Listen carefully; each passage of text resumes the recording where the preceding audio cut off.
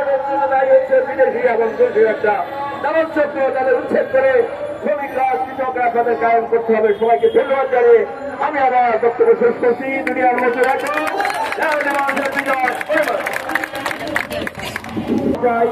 আমাদের Dhaka readymade, Dhaka garments শ্রমিক, ঢাকা পোশাক প্রতিষ্ঠানের মজুরি সংগ্রাম পরিষদের সভাপতি জানিয়ে বক্তব্য দেবেন রেডিমেড গার্মেন্ট শ্রমিক ফেডারেশন সদরঘাটের রাজু আহমেদ। রাজু ভাইকে বক্তব্য দেওয়ার জন্য আমি আহ্বান করছি। আজকের এই সভা সংগ্রামী সহযোদ্ধা সভাপতি সহ যে মানুষগুলো এখানে সমবেত হয়েছেন, আমাদের দাবি খুবই অল্প।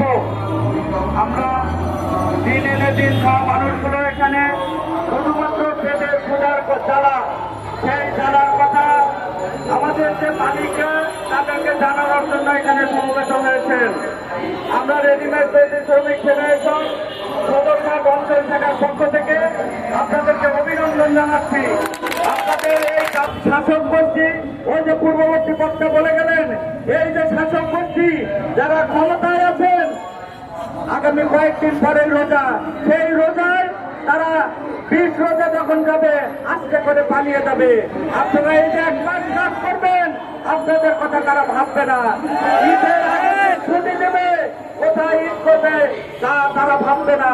অনেক শ্রমিকরা আছে পাশে তাদের ঈদ হয়, অথচ মালিকরা সারা মাস আপনাদেরকে নিয়ে কাজ করাবে, কাজ করিয়েছে ঈদ করার জন্য ওই ইন্ডিয়া যাবে, সুইজারল্যান্ডে যাবে, মালয়েশিয়া যাবে, অথচ আমাদের কথা তারা ভাববে না। আমরা মনে করি এখন আমাদের সময় এসেছে চোখে চোখ রেখে আগামী দিনে আমরা আমাদের দাবি আদায়ে সর্বোচ্চ সচেষ্ট থাকবো।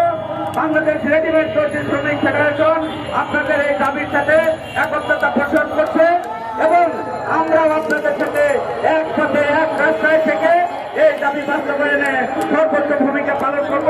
আমি এতটুকু বলে আমার সংক্ষিপ্ত বক্তব্য শেষ করছি। আপনাদের সাথে আমরা সবাইকে ধন্যবাদ। আপনারা দেখছেন দৈনিক কর্ণকণ্ঠ, সবার কথা বলে।